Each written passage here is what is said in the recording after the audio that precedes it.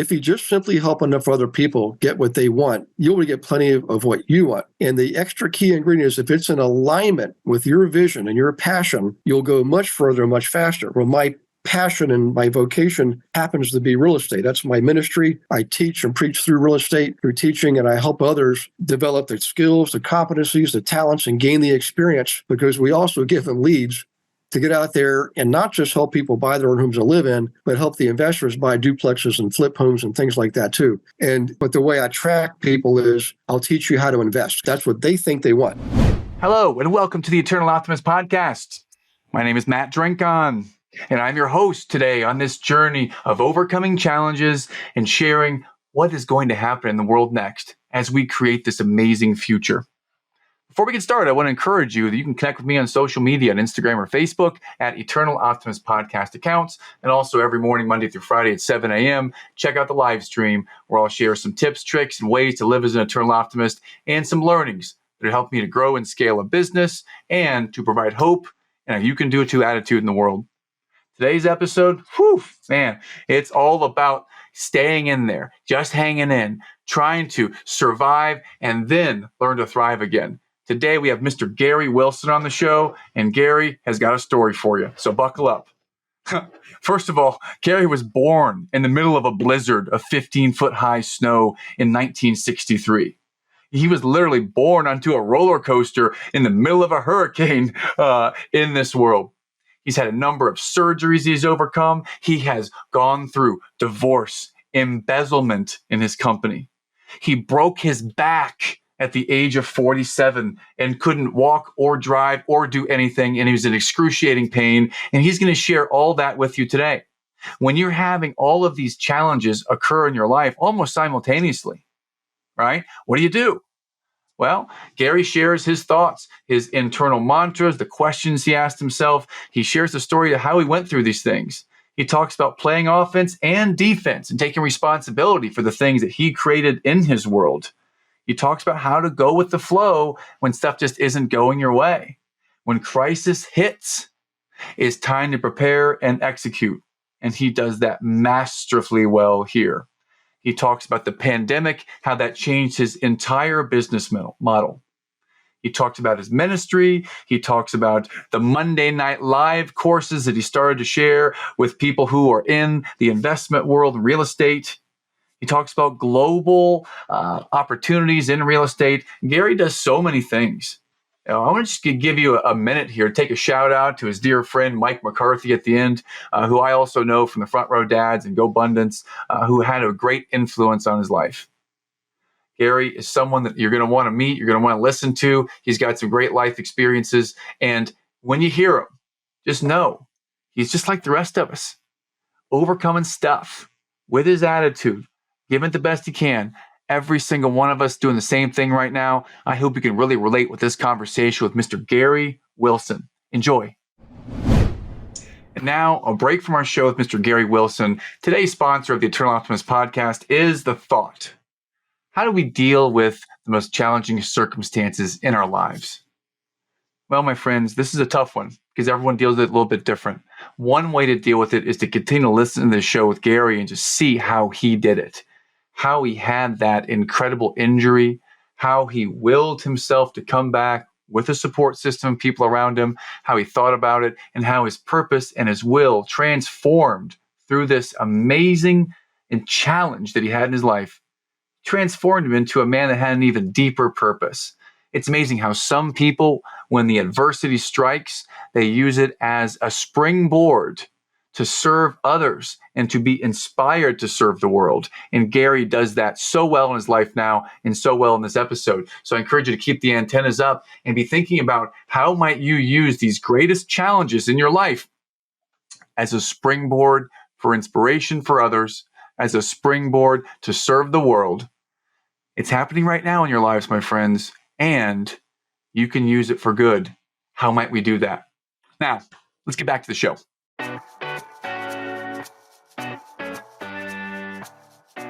Hello, and welcome to the Eternal Optimist podcast, the show for optimists by optimists. This is the show for people who see the good in the world and want to make a positive difference in the lives of their families and communities. Each week, you'll hear inspiring stories that will get you thinking bigger and playing more offense in life. With your host and high-performance coach, Matt Drinkhahn. Having said that, I want to welcome to the show Gary Wilson. Gary, great to have you on, my friend. How are you today? Thank you, Matt. I'm doing awesome. I appreciate you asking, and I appreciate the opportunity to be here and to give and serve. Absolutely. Well, I had such a good time on your show. And I've loved to have you come on our show and share your story because you have a fascinating story. And we've not gone into great depth when I was on your show about it, but I know that there's a lot to unpack. And I feel that there are going to be probably 3 chapters to this episode today. I'm going to ask you about something that's challenging or hard from you, or something that's just, it's been difficult, and it could be something now or in the past. So something challenging.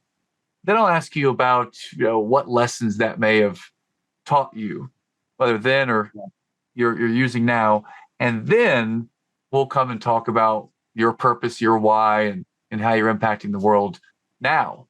So I'd love to go all over the place with you. We even have a lightning round of questions at the end. So it's going to be a good time. And I say good time. I don't know if it's going to be fun for you when I ask you about what's hard, what's challenging. Yeah. Oh, no, that's some of the best lessons are found in those, those times of adversity. Absolutely. I mean, looking back, there's things very painful going through, but looking back, I'm grateful for them now. What pops in your mind first, Gary, when you think about what was challenging or painful that you've overcome? Man. Several things. I mean, even like, just, this is so ironic. I mean, literally the moment I was born in Eastern Germany, not East Germany. It was in Bavaria, right on the Czechoslovakian border, in an Army field clinic. And it was the middle of a blizzard. This was January 5th, 1963. And there was no road traffic at all. You couldn't do it. Blizzard was 15-foot snow drifts. So they actually flew a helicopter from Nuremberg, the closest rural hospital, to come pick up my mom to take her back where I would be born in Nuremberg. Well, that didn't happen. So they're wheeling me out to the tarmac to go in the helicopter. My mom said, "I think he's coming out." The doctor lifted up the sheet and he said, "Yeah, he's coming out now." Went back in the field clinic, and they're used to field dressings and things like that. They're not used to delivering babies. So I was born in a utility closet, an Army field clinic, and they had no utility, anything for babies. So they literally wrapped me up in one of those old Army green wool blankets, the Army blankets, so bare skin, and stuffed me in a box. And by the way, when I came out, the umbilical cord was wrapped around my neck, and the doctor dropped me so my mom couldn't see it. And he solved that problem. Then they bundled me up, put me on a helicopter with my mom in a gurney, wearing the nurse's coat. The 2 pilots, pilot and co-pilot, had jumpsuits on. They were warm from their jumpsuits, but the helicopters back then had no heat and very limited navigational tools. So it took us 2 hours to fly a 15-minute flight. And the nurse, my mom said, the nurse was holding me. She was screaming. My mom's going up and down. This helicopter was going left and right. And they landed. Stars and Stripes magazine was there taking pictures, And in my entire life, I tell people, literally has been a series. It's been like a roller coaster ride in the middle of a hurricane. And one of the common themes of my whole life is me saying, "Lord, please help me." So wow, that's how it all started. And I remember one time I was having surgery as an adult, and of course they asking me all the surgery because I'd had and accidents and stuff like that. And I'm in, and the doctor says, "You know what?" He said, "It's a miracle you're here." And he performed a surgery, and there was something went wrong there. Everything was fine afterwards. And he said, "You literally stuck the landing. You've landed on your feet, and you've done it every time." And it's been true every single time. Everything from divorce, which unfortunately half the people go through, to embezzlement. One of my biggest businesses suffered a massive attack of embezzlement from a 14-year veteran manager, totally blown away and unexpected. And I tell you, I've been able to come through all of them through the grace of God and just literally faith. I mean, there were times where I've had a doctor tell me, "You've got no hope." I actually broke my back in 2 places when I was 47 years old, and I had a doctor say, and I thought I was going to be even in one of those special vans with the controls and everything because I couldn't walk, I couldn't drive or anything. But you know what? I had a doctor that asked me the right question that got me to believe that I would walk again. He asked me, he said, "Do you believe you'll walk again?" And I was stunned. And I looked at him, I thought, well, he's a surgeon. He must think I'm going to walk again. So I said, well, actually, that was my answer. I said, well, if you believe I'm going to walk again, I believe I'm going to walk again. And he looked at me and he said, if you do everything I tell you to do and don't question anything, he said, I promise you, not only be walking, you'll be surfing, skiing, and everything else. And he was right, you know? So, all these things just taught me to never give up, to always have faith. You got to trust. Sometimes it is hard. How do you describe faith to somebody? It's impossible. You have to live it, And but I tell you this, you just never give up. And I know that sounds like a cliche, but it's true. As long as you're alive and your heart's beating, your lungs are pumping, your mind's at least somewhat functioning. I don't care how many limbs are not functioning. You're capable, and there's something you can do. There's some action you can take. And it just probably the best lesson I ever had was that realization, that awakening that, there's always something you can do. Gary, I don't even know where to go back and start because you've overcome so much adversity. I mean, any one of the things that you just shared make me shake a little bit and kind of feel like, wow, how do you overcome that? I mean, divorce, which just sounds like incredibly emotionally painful and traumatic. And I don't even understand like that. After that, like the financial repercussions and everything around divorce, it sounds incredibly challenging. Embezzlement, worst nightmare of any business owner, other than going out of business, might be finding out that the trust has been severed and that's happened. And then breaking your back at 47. Holy cannoli. Well, man, I'm speechless, Gary. Yeah. I tell you what, my property management business, I said a moment ago, you have to trust. You do have to trust. You got to trust God first and foremost, but also you got to trust other people. And it's hard when you've had things like that happen to you, But the thing is there's a lesson there. A lesson for me was I gave up too much control. So in terms of business, never give up control. But you can give up responsibility. You can delegate responsibility, but never give up control. And that was the mistake I made. I trusted too much, where I'm guilty is I created the environment where it's easy for that person to act on temptation, And I know people argue with say, hey, they were wrong, they were guilty, blah blah. And I know that, but you always play a role. Anything in your life that always involved you. This is a great lesson too. The common denominator is you're involved in every single one of them. So there's a role you played. My role I played was I trusted too much, and I gave her too much latitude, and I created an environment which was too darn easy. And perfect example. I know somebody who still to this day as an adult will go into a parking lot, brand new $50,000, $60,000 vehicle, leave it unlocked with the key in at a convenience, and I'm like, man, you're crazy. And she'll her answer is, well, what's the chance of somebody stealing it? So, well, I don't care if it's 1 in 1,000, but why make it easy for them? So you don't always take precautions. You got to play offense and defense. Play some defense and eliminate as many don't create opportunities for other people to give in a temptation and do wrong things. We're all susceptible to it. So our job is to recognize that, accept it, and take responsibility and reduce and eliminate as many possibilities as we can of wrongdoing. The only way that evil can occur is for good people to let it happen. Yeah, absolutely. I love the way you just use offense and defense as a frame, and I love to think about things in the same way. I'm curious how, specifically after the embezzlement, how do you make a comeback from that and play offense and learn to trust other people again? I mean, how did you make that comeback, Gary? Well, I'll tell you what, it really comes down to faith. I mean, even when your hope's taken from you, you still always have faith. Faith can never be taken away. It's between you and the Almighty, and it comes from within. And, I got to the point where there was really nothing else left to lose. And I thought, but I'm still here. And there's something I can do. And, if you really do live in a state of, I call surrender, where have all your goals and plans. Believe me, I'm a master planner.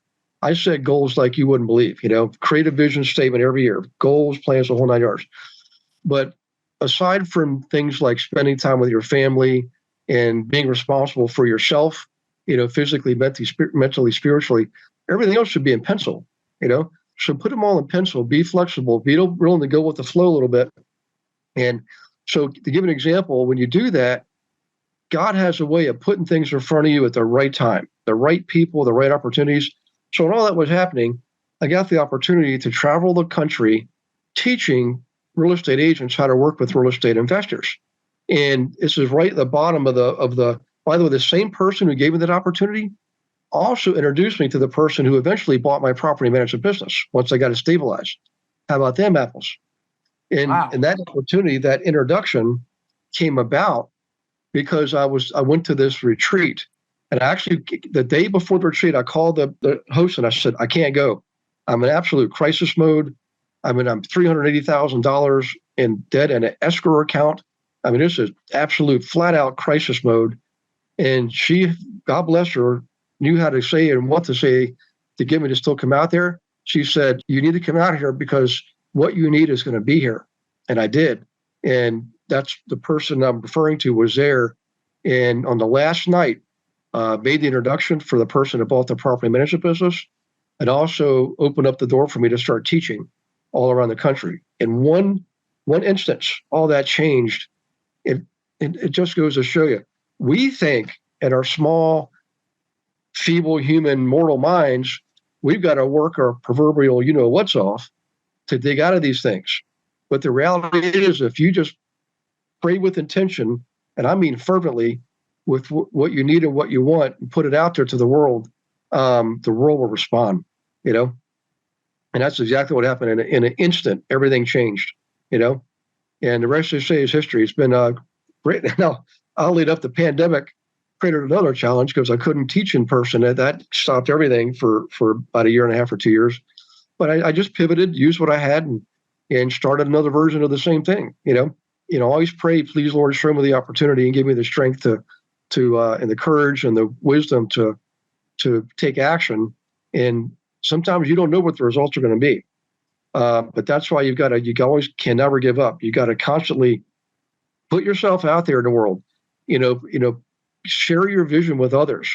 You never know what introduction you're going to get, what idea you're going to get from someone else. And that's literally where the big gains are made. The big miracles occur, You've already gone so many places. You've already given us a basic master class in, how in the face of great adversity, you never give up, and some of the thoughts behind it. As long as your heart is beating, you're capable. I'd love to go back for a moment to when you talked about being flexible and kind of putting things in pencil. How, for someone who's such a high achiever and who's overcome so much, how did you come to have that level of flexibility? And what does that really mean to you? Put everything in pencil. Yeah. So I liken it to whitewater rafting. I love whitewater rafting. And what's interesting is you're going on a river, there's going to be boulders and other obstacles in the river that you can't change. You can try to steer all you want in whitewater, but that whitewater is going to take you where it wants. And, your role is to take the blows as they come, with grace and courage and strength and some faith, and give yourself permission to not fight the boulder because you're not going to win. Just bounce off of it and let the river take you. But you have an oar. You have some control. You've got a brain, you've got a body, you're physically able, mentally able, and you've got an oar that you can paddle and provide some direction. And the best thing you can do is go with the flow. That's the part about putting it in pencil. Have your goals, set your plans, absolutely 100%. Don't ever give up on that. But leave some flexibility in there because you may think you got it all figured out, but life's going to throw you some curveballs, and God's going to give you some opportunities to learn and grow in a way that He wants you to. And remember, your schedule isn't necessarily His schedule. So that's the faith part. You may go down a different path than you thought you were going to go down, but at the end of the day, you always end up at the right place. You always do. And so, if I mean that figuratively and literally too. I have a Franklin planner I still use today after 30. Now, this is the 34th year I've been using a Franklin planner, and it's still literally everything up top that's in pen prayer, meditation, exercise, visualize, spend time with my family. All those are in ink. Everything else about building the business, whatever, anything that's in the material world is all in pencil, you know, and most of it gets done. But every now and then you get a big surprise and you realize, okay, I've got to let go of what I was attached to because this other person, it really, what they need and want is more important than what I need or want in that moment. And you got to be willing to make those pivotal moves in the moment. It's a challenge. I'm not saying it's easy. This has taken years to come to these conclusions and be able to develop these skills. But another thing too is on any given day, I actually never plan every single moment. I leave chunks of time strategically throughout the day. I don't even know how to describe it. When I'm at my mother's house, I'm not at my normal location. Mm-hmm. On the way out, when I came down last Saturday, I had this, what do you want to call it? An awakening or awareness. Bring the backup computer. Oh. The computer I was on literally just died. I mean, I had no explanation, but my first thought was I got the backup. So unfortunately, it took a while to get it booted. And the other thing too is I realized I don't have the same background on this computer. Yeah, this is awesome. I don't have the same background either. And for those of our listeners, I don't know if this just got spliced together, but we just had a major technology opportunity here. It's not the biggest deal in the world. If I'm looking at Gary, he's looking at me, we're not fazed by this. This happens. This happens in life. We pivot all the time. Not a big deal. But what happened in the 8 minutes or so that we were not talking is my daughter came in and I started to play with her. We're playing Hangman. Those of you watching on YouTube, you can see that my whiteboard's about. We're playing Hangman, and she stumped me. I'm about to get hung over there, so that happened. And Gary's emailing me about computers and stuff. So hey, we're all good, and we're back. We're back. Hey, we're Eternal Optimist, baby. This it takes more to phase us in a little bit of technology snafu, right? Well, what's amazing is talk about a lesson in being flexible. I mean, I'm sitting here talking about being flexible, putting everything in pencil. And then bam, it's just, you can't make this stuff up. Hollywood couldn't script it if you paid them, In any case, what I was telling people before the technology change is to make sure you put in chunks of time strategically throughout the day so that you can pivot and react. And if you need to change something, you have the time to change it. If you're completely booked up, you can't take the things that come up there and you can't absorb them. At the end of the day, it can be frustrating and defeating because you should be with your family. So I learned to do that, and I'm able to maneuver and bob and weave and shuffle things around and to get it all done. At the end of the day, I've got that sense of accomplishment. I got green check marks everywhere, and I didn't overwhelm myself. I'm not stressed out. I'm not behind. None of that stuff, Well, you've just lived and taught us about flexibility. And did you shut your computer down on purpose just to teach us this lesson, Gary? No, it was completely. I mean, I've only seen it happen once before, and it was not even no warning. No, hey, you're running out of this, or it's computers. This it just stopped. Dude, it reminds me of probably the most. I felt stress at this. This was 2019 January. Mm-hmm. I was hired to give a keynote speech, a kickoff speech. Half the company I'm talking to, it's 150 salespeople of a large organization. I'm talking to them on this virtual keynote. Half of them are over in Israel. Half of them are here in New York. Half of them half of them in Israel, and then 25% New York, 25% somewhere else here in the United States. And my sound stops. Oh, wow. Yeah. So I can see them in this large room. I've got like 5 or 6 Zoom rooms that are open. I can see them in the camera. They can't hear me. And after about a minute of trying to figure this out, it came back, and then the video shut down. So now they can hear me, but they can't see me. And that I was super stressed out in that moment in real time. And I think that's a great lesson also for me in flexibility was, hey, you know what? I cannot control the technology. I cannot control someone else's intentions. I can only learn from it. And I love that you've just championed that idea of trust and verify, or you can give up the response. Wait, what was the quote you said? You said, never give up control, but you can give up responsibility. I love that in business. Well, there's one more challenging story that you've mentioned. I'd love to go back to that and ask you how how that happened and how you overcame that. You Yeah. broke your back at 47 and couldn't walk or drive. Right. Please narrate that Yeah. experience and what happened from that, Gary, please. Yeah, that was one of the biggies. But I will tell you one more thing to remember, everyone, is it is such a good lesson, is when something hits, crisis hits, it's not time to panic, it's time to prepare. So the irony was I had my backup computer ready to go. I mean, well, I wasn't exactly ready to go, but I had the computer with me. I was prepared for that, so I didn't panic. I didn't even flinch. As soon as the computer went down, I literally went to my other room, got the computer, brought it back, got on my phone so I could email you and tell you, right, while the computer was booting. And it, you know, some of the stuff may sound like, hey, Gary, it's just happenstance and I might do the same thing. Or, hey, Gary, I would probably panic and give up. And no, you never give up, ever. Don't ever give up. So, okay, so speaking of not giving up, so I'm 47 years old.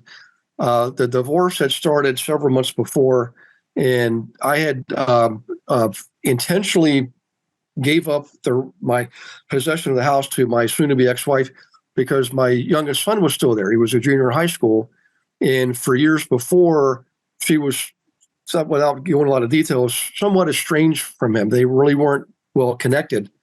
And I thought, I can go out there and survive anywhere, make it on my own. And I've got hundreds of rental units I can live in. And I thought, I don't want to take him out of his home and away from high school and all that stuff. And plus, she would struggle. I'd have to support her wherever she would go and pay somebody else rent, So I thought, I'll take the high road. Well, in any case, right after that, I went skiing and I was racing. And fortunately, typical, I would just call myself stupid 47-year-old man, still thinking I could do what I was doing when I was 17. So I was racing a 15-year-old. And now I was winning, but I came around a corner. This is East Coast skiing, so it's all ice. And there was something sticking up to this day. We don't know what it was, probably like part of a tree limb or a rock or something. And man, I was cutting in. So I was literally, laying into this corner, and it flipped me like a pancake, just bam. And fortunately I was wearing a helmet, but where I hit was on my face. So my face took the brunt of the blow. As you imagine, it knocked me out. So they fished me out of the rocks and the trees. And at the time I was still somewhat mobile. I was able to wiggle fingers and toes and all that kind of stuff. But within a few hours, it was clear something was dramatically wrong. They did an x-ray, couldn't see what was going on. Gave me a bunch of pills that I would never recommend anybody take. I don't even Percocet or some kind of thing like that, just ridiculous stuff. And I think because they tell me take more, because I was calling and saying, it's not working, it's getting worse. We'll take 2 more. Finally, at 5 o'clock in the morning, they took me to a hospital. It was about 2 hours away, and I did an MRI. And the emergency room doctor looked at it. He said, I think we got a problem. And then right at the time, our neurosurgeon was walking by down the hallway that the emergency room doctor's wife worked for. So the emergency room attending physician attending to me, his wife was a physician's assistant his name is Matt Alcotti, the neurosurgeon. And they knew each other. He said, would you look at Mr. Wilson's MRI? I think I see something really wrong. And he was going to surgery, and he looked at it, the neurosurgeon said, yes, there is. He said, you got a break. In fact, you've got 2 breaks. I need to operate on you right away. He said, I'm going into surgery now, but can we do it first thing in the morning? And of course, I'm like, just, whatever, what can I say, And so they took me back in the emergency room, gave me something called Dilaudid. And I guess it's some crazy, it just numbs everything. And I checked out. They had to resuscitate me because I had all this other stuff in my system. Then he put that on top of it, and my body just said, I'm done. And which really unbelievable experience.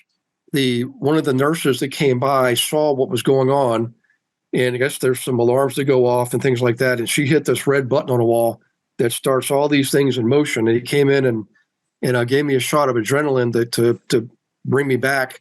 And the funny thing is, Matt, man, I could see everything. In my mind's eye, I wasn't seeing visually. My eyes were closed, but I could hear everything.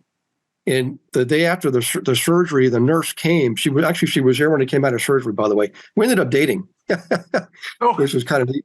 And but I asked her, I said, you may think I'm crazy, But it was like I was up above everything watching all this. She says, a lot of people say that. I said, but I can hear things. She says, because your hearing is the last thing to go. It's closest to your brain. And I said, because I can tell you the voice I heard was the voice you're using now. I can hear you say, breathe, Mr. Wilson, breathe. She said, your hearing's the last thing to go. In any case, so that was the doctor that told me 3 days later when he came to visit me. And I'm assuming I was pretty much going to be not walking for forever. And he said, no.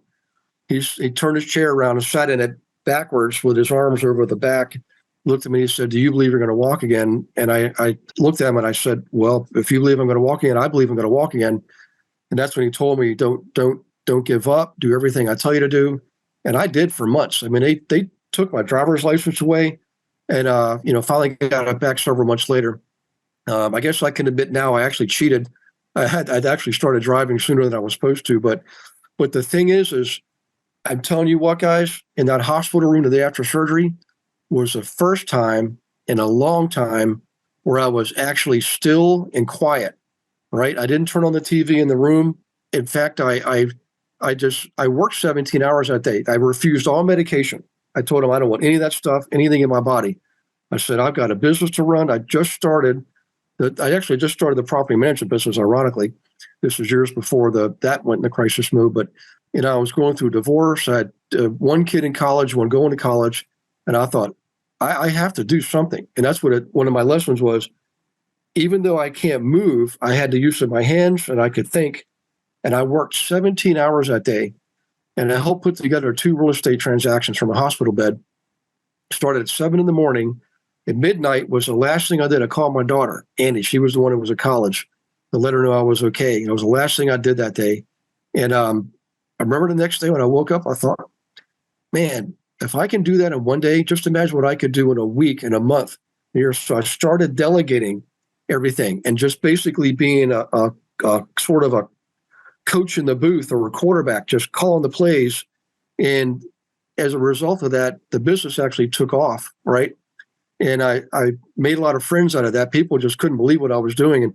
And I didn't think I was doing anything heroic or anything extraordinary, just an ordinary person, but I had to do something. And I learned that when you have to do something, guarantee you will. And if you throw in some prayer, I mean, fervent, intentional prayer, ask for what you want, you'll start to see miracles in your life. And that started happening. I saw so many miracles in those coming months and years. I started documenting them because it's just, I'm like, how do you explain this to people? How do you explain the right person showing up right at the right moment, saying the right thing, offering the right opportunity? How does that happen? And not just once, but multiple times. So that was probably one of the biggest lessons in life, is that as long as you're alive, you've got something you can do, something you can offer, you can serve somebody. And another lesson I learned was it wasn't all about me. In those quiet moments, I hadn't been quiet like that in years. And I really learned it wasn't all about me. It was about everybody else. It was about my relationship with God. And I learned that nobody can help everybody, but everybody can help somebody. And one of the best things you can do to make yourself feel better is to help somebody else. So when people would have problems, I made this promise to God. I said, I will never turn my back on another human being that needs help. And people start showing up, and I would stop whatever. That part about being in pencil, writing things in pencil, I would stop what I was doing and give them the time that they needed. And that was probably the biggest lesson of all. Yeah, so when we started this episode, the first thing out of your mouth was you're here to give and to serve. Yeah. And you've certainly done that with the inspiration, the story, and the nuggets of wisdom today. I would love to continue to move forward in our discussion and give you the platform to share. What is it that is your daily work, your business? I'd love to let our listeners know, what is it that Gary is doing so that they can follow you, get in touch with you, partner with you. Just tell us about your business and your passion now, please, Gary. Yeah. So what I did is when the pandemic hit, I obviously wasn't teaching in person anymore. And ironically, the year before 2019, I was getting tired of being on the road. I mean, it was fun. I made a lot of friends. Today, we're still friends. And ate a lot of good food, a lot of nice restaurants, but it is hard being on the road. You miss so many things. So we put everything online to start going online. We were already positioned to do that. Another one of those things where how do you explain that? How did I happen to just do all that the year before, months before the pandemic hit? So I built a team of real estate agents around the country. Instead of me going around to where they were and teaching town by town, state by state for 5 years, literally 600 cities and towns, I just built a team out of it, of agents, of some of the agents I've taught around the country. And we're now at, I think, close to 150. And I don't know how many, we're in 36 states. But what I did is I pivoted again. I shifted what I was doing from being 1-to-1 or 1-to-20 to being 1-to-many. And I'm not in production. I don't do any individual real estate transactions. In fact, I don't even do my own anymore. I just invest passively, and I provide funding for investment transactions and things like that, and then we become equity partners and things like that. I don't own anything directly because I don't have the time for that, because I devote all my time to teaching these agents how to work with investors, because I want everybody to invest in real estate. Everybody should have some real estate, even if it's their own home that's building equity over the years, and maybe they can house hack and rent out the additional bedrooms just to bring in some cash flow and help make the bill payments. But I want everybody to have that feeling, that sense of freedom that comes from owning part of the American dream. So that became my passion, is to teach the real estate agents how to work with investors, because I realized most agents didn't know how to, number one. And number two is they also did not own real estate. And I'm thinking, my gosh, you're in the industry of real estate and you don't even own it. Yeah. Yeah. So let's solve that. So I got rid of the other businesses. I either sold or merged, got rid of all the properties, and just committed myself full time to serving these agents. And the greatest lesson I ever got from Zig Ziglar was, and I'm playing it's happening in my life right now, is if you just simply help enough other people get what they want, you'll get plenty of what you want. And the extra key ingredient is if it's in alignment with your vision and your passion, you'll go much further and much faster. Well, my passion and my vocation happens to be real estate. That's my ministry. I teach and preach through real estate, through teaching, and I help others develop the skills, the competencies, the talents, and gain the experience, because we also give them leads to get out there and not just help people buy their own homes to live in, but help the investors buy duplexes and flip homes and things like that too. And it really is my platform to minister. And but the way I track people is I'll teach you how to invest, because that's what they think they want. And it's true, it is what they want. But also, once I get to know them, I can get a feel for what they need.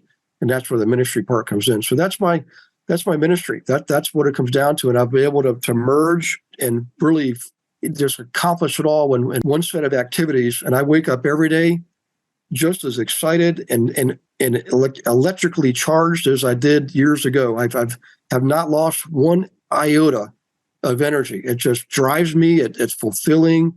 Their success pulls me forward. Like it's crazy. I don't know how to explain it, Matt, but when I get into what's important to them, their goals become my goals. I don't know how to explain that, but that's what happens, So really, if anybody's interested, just go online, go to globalinvestoragent.com, because we are global and we are investor agents. We either invest or we want to invest, but we also work with investors in addition to owner occupants. It's part of the model. There's no strings attached. You don't pay anything up front. There's little barriers to entry. All I ask is you bring me your passion, you bring me your energy, you bring me your eagerness to learn, and be teachable, be coachable. Be willing to let your guard down and be taught and be coached, because that's how you're going to grow. I love it. That's your entire story really resonates. And what if there's someone out there that hears the story and maybe they're intimidated, or maybe they're anxious or shy or nervous, and just reaching out is, I just don't know how to make that first step, or it's hard for me to initiate something. What could you say to the person that's maybe on the bench, they want to get in the game, they're just not sure how? What might be a simple, soon step to connect with you? Yeah, I'll tell you what, I get it, because I know what it's like out there. But I've owned a brokerage before, and people are constantly trying to, hey, come to this company, hey, go to that company, and whatever. So I teach a class every Monday night called Monday Night Live. It's a little play on Monday Night Football and Saturday Night Live. But we open it up to the public. about a year and a half ago, because we were getting a lot of requests for people. Hey, can I invite somebody? Can I invite my brother or my neighbor as an agent? And finally I said, you know what? Let's just open it up. So it's free, number one, and you get to meet people on the team. Number two, and number three is you actually get some really meaningful, actionable action steps. You're going to learn. There's on the class, by the way, we don't sell anything. We don't recruit anybody. It's all are welcome. Just like Jesus was inclusive, not exclusive. Anybody, I don't care what company you work for, you can stay there if you want to, but come on to class. Meet some of the other people in the class, in the group, and on the team, and people from other brokerages, by the way, that may not be on the team, but they're still part of class. Okay. No barriers to entry. Take away notes, some things you can do to help your business, and if that's what you get out of it, then I've done my job, because my job is to teach you. Easy thing to do, and you can get that link on the website, by the way. You can go to globalinvestoragent.com. You can see we wrote a book last year, by the way, called Global Investor Agent, and guess what? I didn't write the whole book. I only wrote half of it. Guess who wrote the other half? 8 of the team members. So I invited them to be authors in the book.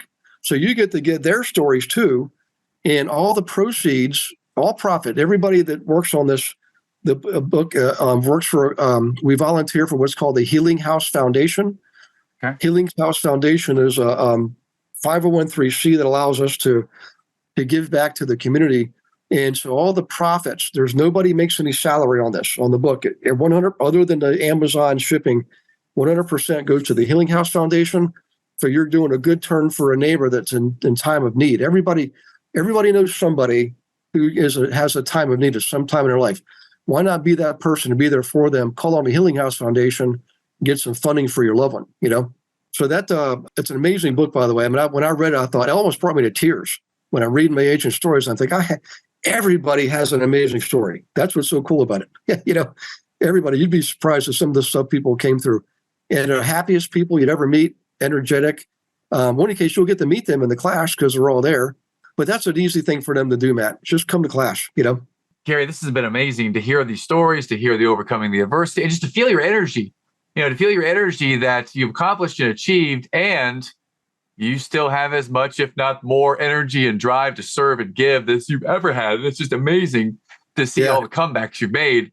And I'm curious, is there any particular, let's say that there's a book that you've learned from, or that's been something that's been inspirational or served you in your world for the last? Oh, yeah.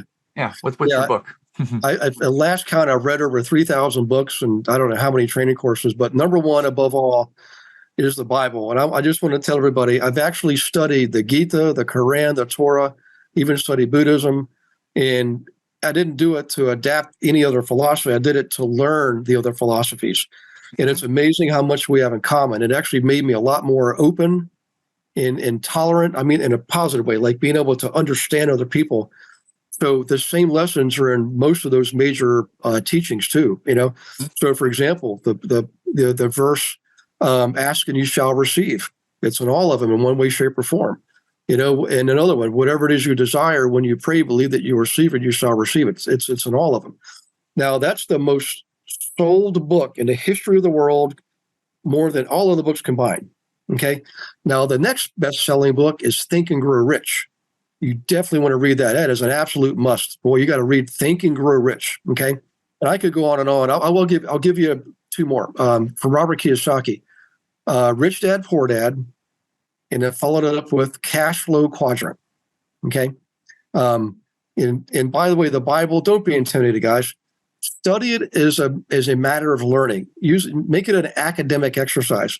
You studied history, you studied math, you studied English, you studied biology, and everything.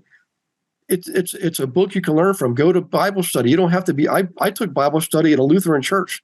I've never been Lutheran my entire life, but they took me in just like Jesus did, and made me one of their own. And I didn't adapt their religion, but I sure learned a lot from them, And just have that philosophy. Go through life with a sense of curiosity, and behave in a state of exploration and discovery. I do know. I love it. I love you say curiosity, one of the founding, I would say, tenets of eternal optimism. Speaking of such, When I say the word eternal optimism, what might that mean to you? just really being resilient and never giving up in face of adversity. Always stay positive. And there's all kinds of, even today, everything still happens in my life. I've got an aging mother that we help care for. I've got a daughter that's very ill, with a inoperable brain tumor, by the way. But you know what? Even the day I learned about that,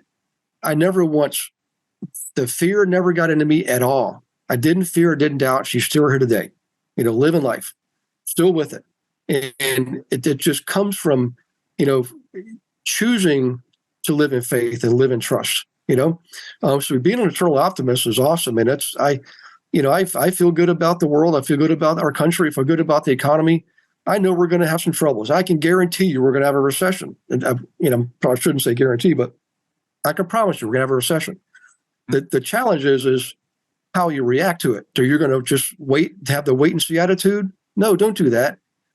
Don't panic. Prepare for the recession, right? In fact, for all you agents out there, real estate agents, man, learn to work with investors. If you don't learn from me, figure it out somehow, because that's what's going to carry you through a recession, And if you are an investor, might as well get your license. It's only going to make things easier for you. It did for me. It created all kinds of opportunities for income streams, But just having that attitude of being grateful every day. I wake up. I don't care what happens. Stuff happens all the darn time. It just does. The computer broke down right in the middle of the episode here. But I'm grateful because I had another computer that I believe God put that message in my head. Hey, take your other computer. So there's how you can explain that. So, in any case, so just another lesson, and I think this was divine guidance that this happened when it happened, to further emphasize that entire point. Isn't that amazing? Absolutely amazing. Everything you shared today, and yet another opportunity for adversity that you're taking in stride in faith. And we love you. We appreciate you, Gary. You've been amazing today in sharing of yourself, and just the eternal gratitude for everything you've done. I'll give you the last thought or the last saying. Is there any last nugget of wisdom or advice you'd share with anyone out there? I'll leave it wide open for you, sir. Yeah. Every day, take an extra moment to reach out to somebody and just say thank you. Tell somebody you love them. And I want to do that now on this episode. I want to give a big thanks to Mike McCarthy. If you ever get to meet a man named Mike McCarthy, one of the most amazing human beings you will ever meet, okay, consider yourself blessed. What had happened in that retreat in Sedona, Arizona in late 2014, where I was given an opportunity to meet someone who eventually bought the property management business that was in crisis, and the opportunity to teach all around the country came from that one man, Mike McCarthy, in one night at the end of that retreat. It's one of the true miracles of my life. And it wouldn't have happened if Janai Lane had made sure I was there. She was the guide, and Mike was the angel who delivered that message that day. So thank you, Mike. And everybody out there listening, find out who your Mike is and tell him what you think.